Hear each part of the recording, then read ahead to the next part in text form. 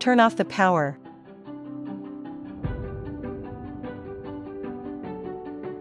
Take out the dust bin.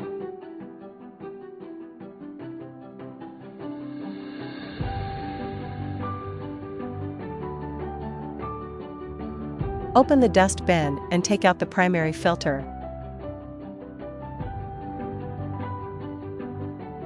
Remove the HEPA filter and sponge filter.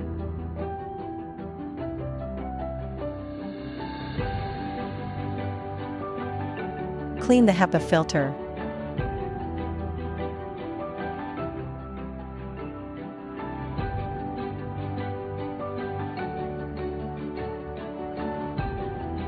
Resume the sponge filter and HEPA filter.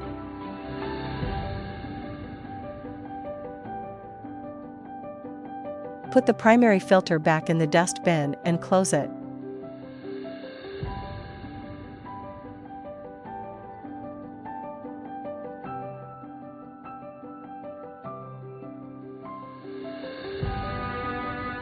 Put the dustbin back and ensure dustbin has been firmly pressed.